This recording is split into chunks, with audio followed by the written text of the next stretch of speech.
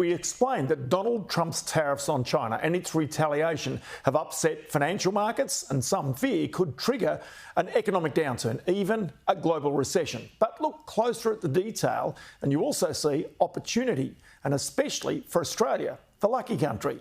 The key is to look at America's biggest exports to China. You can see them here. These products will now be hit with tariffs of at least 125%. So back in 2023, US exports to China will give or take 150 billion US dollars. The biggest export item, oilseeds and grains at 25 billion US dollars. Think soybeans, canola and wheat. Oil and gas is big, that's $11 billion. And meat products, $5 billion. So is Australia actually a winner from this trade war? So let's bring in here our panel for today. Arnold George from the Export Council, Dennis Vosnezensky, agricultural economist with the Commonwealth Bank, and Zachary Whale from Grain Growers. Zachary, can I start with you? And you saw those numbers there come up. You can see oilseeds, you can see grains. Does that actually mean that Australia's grain growers, and in particular our canola growers, for example, are going to be big winners if China turns to Australia to replace American products? Look, I think it's really hard to tell what the specific impact will be, but what I would say initially is the world still needs the same amount of stuff. So when a trade war like this happens, what realistically happens is different commodities end up going to different markets. So for us, for oilseeds, most of our oilseeds currently going to the EU, and so this might impact, which specific country buys how much, but the world still needs this stuff. So I think Australia is in a really good position to keep growing these commodities and keep exporting them. But what I suspect we'll see is slight changes into which countries take them. Okay, so Dennis Vosnezensky, do you see any flow of trade? Do you see Australia as a winner, a net loser out of these trade wars? Well, look, in the short to medium term, I think we're likely to be winners. So, for example, the US exported around 4.6 million tonnes of sorghum to China in 2024. There was about 1.7 million tonnes of wheat, 1.3 million tonnes of corn, all things in theory that they can start getting from us. Now, of course, I know we don't grow much corn, but we do grow a lot of feed grains. And we do, like you mentioned, grow also canola. Now, in the short to medium term, yes, there could be more demand for our product. And since the trade war began, we've actually seen an uptick in prices for a fair few commodities, including feed grains, including beef as well. But the one longer term challenge that we have to look at is that ever since probably the 1940s, our whole industry, agricultural industry more broadly, has been orientated around a large export market overseas and around free trade. As we move around free trade and there's a lot more disruption, does it start limiting that potential export growth when we look, okay, what's going to happen in the next 5 to 10 years? So we've relied on free and open markets, on a large export program. That's where a lot of the growth as an industry has come from. If that starts getting curtailed, what type of longer term impact does that have? Possibly a negative one. I'll tell you what, and Arnold George from the Export Council, given all of that, is now a time that Australia's exporters have got to be more aggressive in trying to fill some of these markets where Americans in particular might be priced out of them going into China? Absolutely, Ross. There's a strong opportunity here for Australian exporters, not just to look at China, but to other parts of the world where they were traditionally, say Latin America, there's traditionally a good market for the US, but they're finding that the US is now an unreliable trade partner. So they are looking for alternative sources of supply. So absolutely Australia can certainly tap into this market. There is a concern that the growth in the world economy is going to slow.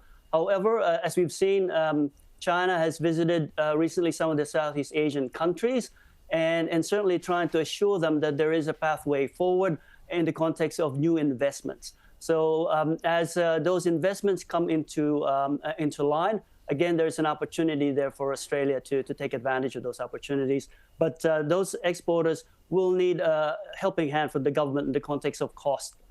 There are a lot of costs that's likely to materialise. Yeah, because as we're saying here, if it's oilseeds, if it's wheat, if it's meat, then quite clearly the world is still going to eat regardless of the economic circumstances. So from that point of view, Australian exporters, or those that are capable of exporting, they potentially will find themselves in a better position, either one, through extra demand, or B, through extra prices.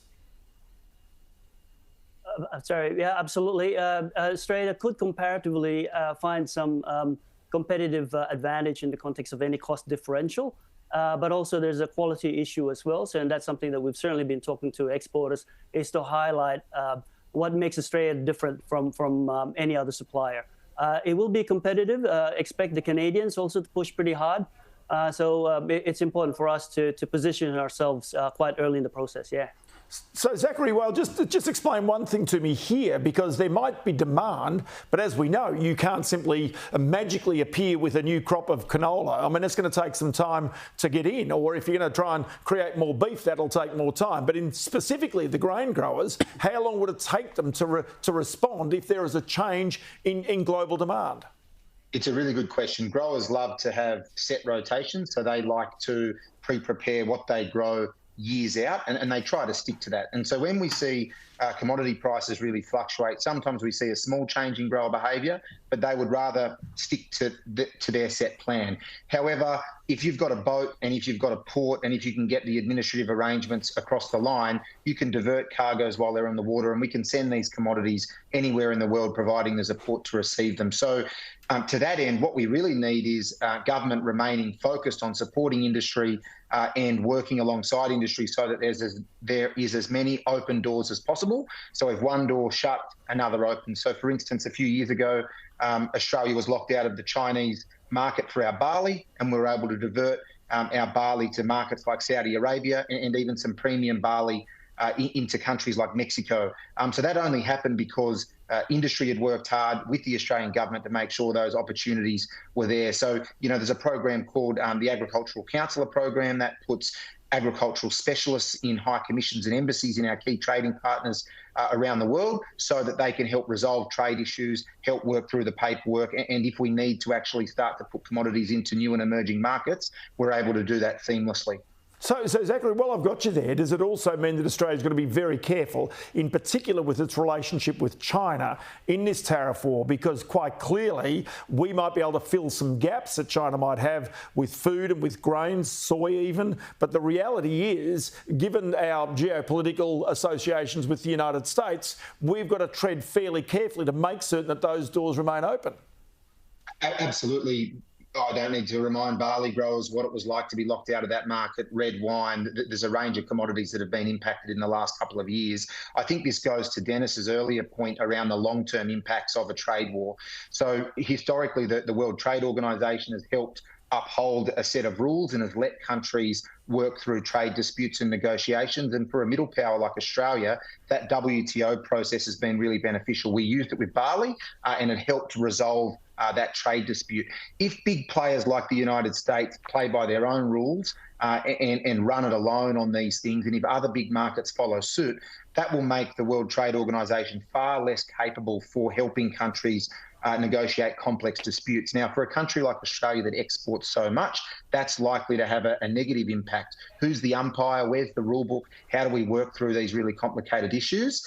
That's something that we've got to be absolutely focused on because it's really important for countries like Australia. So, Dennis Molison-Dzerzhinsky, just come back to Australia, because quite clearly, you know, with 10% tariffs from the United States, the one that everybody looks at is beef exports. Now, a lot of people, you and I have talked about this before, regardless of that 10% tariff, Americans still need Australian beef. And so they're the ones who will ultimately pay the higher prices. It simply still means that they need the beef because they can't produce enough of their own. So it goes in regards to all this trade that Australia is in quite a unique position because of its net exports of food.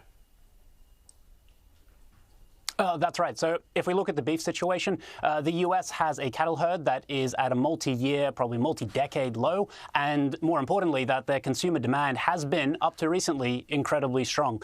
So from a perspective of who bears the burden for the time being, it looks like US importers are going to be bearing at least part of the burden for importing that beef and paying for that tariff. Moving forward, though, the important thing to watch is the indirect impact, not the direct one. So the US, due to all these policies policies, due to all these tariffs, due to uncertainty, is causing consumer confidence to decline quite sharply. And if you look at the Michigan University Consumer Sentiment Index in America, you have a 30% decline since the start of the year. So if you're a consumer in America, you're feeling a lot less certain about the future. And what do when you feel less certain? You start saving up maybe a little bit more, you stop spending as much, maybe you trade down in terms of quality of goods. And that eventually could lead to a bit of a depreciation in terms of demand, or a decline in demand. So that's something a bit indirect that I'm watching, but from a direct perspective, there's not much cattle in the US and demand has been strong. And if you look at, for example, Canadian exports to the US for beef, they're down 26% this year, partially just due to a multi-year drawdown on their herd as well. So from a demand point of view for our beef, it's still looking strong despite the tariffs, but I really would keep an eye out on the economic impact of all of these tariffs and trade wars. Yeah, there's no doubt, because you've got to ask the question, if they're not going to get the beef from Australia, where are they going to get the beef from? Arnold, George, just one thing we can't ignore in all of this conversation, and that is Australia right now has got a very low historical Australian dollar. That only adds to the story of Australian exporters that we actually are in a very beneficial position because of that cheap Australian dollar. We know that Donald Trump has got a policy of trying to bring down the US currency. It hasn't worked, certainly against the Australian dollar at least. And so again, this is one of the reasons why, your members, Australian exporters, are probably in a pretty prime position to fill any gaps that emerge in the global markets. Well, Ross, I think the dollar will be fluctuating quite a bit in the near term. As one of our colleagues had just mentioned there, is that if the U.S. economy declines, then potentially the value of the U.S. dollar is likely to go down. So in that context, the Australian dollar will actually go up, and that makes it much more expensive. So look, the key thing here for Australian exporters is really to diversify. The U.S. market only represents 5% of Australia's exports. So certainly compared to China, which represents more than 30%. So absolutely, that's where our economic weight of our interest should be. In that context, I think absolutely take advantage of when the Australian dollar is low, and look at working closely with their buyers and importers to maybe consider surge exports when the time is right. So it's going to be fascinating to watch this. Zachary, well, I want to come back to you on this because, you can't ignore the fact that Australia right now is negotiating again with Europe, the European Union, to open up free trade agreements there. Now, they were stalled on a whole range of things, including beef in the past. So if, say, for example, the European market were to open up, just again, go back to that issue as to how quickly grain growers in particular could respond, because the opportunity is there. The question is whether Australia can grow enough to actually fulfill that demand. The EU is an interesting one for the grain sector. We've currently got relatively good access for our oil seeds, and that's historically been one of our biggest markets, feeding into things like the European Union's biodiesel requirements. So that we've already got good access, and the EU does produce a lot of cereals, so we historically don't put much stuff in there. Look, I think these agreements take so long. I think Australian producers will have time to adjust to the opportunities if that agreement eventuates. I think the message would be, though, we need those agreements to continue, not just with the EU, but with a whole range of markets, because that is going to be where the opportunities lie. If this volatility increases, we'll end up falling back to these free trade agreements that we have with so many important trading partners, and they provide us a lot of certainty and stability, which gives our producers confidence. Great stuff. So, Dennis Vozniacki, sum it up for me. Australia, a winner or loser out of these tariff battles? I would say for the time being, it looks like we're winners. There is, of course, challenges with the tariffs longer term. So right now, there is definitely a shortage or a limitation on how much beef the US can get inside of North America. But in the future, once they rebalance that, and if we haven't reached a deal yet from a tariff perspective, that could become challenging. One interesting thing I just wanted to add to what Zach was saying, though, the European Union, how we could benefit could be, again, slightly indirect. So if Europe goes ahead with tariffs on the US, well, they've actually recently been importing soy meal and soybeans from a feed perspective inside of Europe. So from a dairy perspective, cattle perspective, and if they put tariffs on US goods, that may mean they could need a little bit more canola than usual, maybe a little bit more feed grains. So that's something interesting to watch as well. There's a lot of indirect factors that are just popping up here and there that you didn't really quite expect in the beginning. Well, I've got to tell you, it's been a fantastic panel. And again, it's fascinating to see that Australia could be net winners, at least in the short term, from all this. To Arnold George from the Export Council, to Dennis Vosnazensky from the Commonwealth Bank, and Zachary Whale from Grain Growers, many thanks for your time today.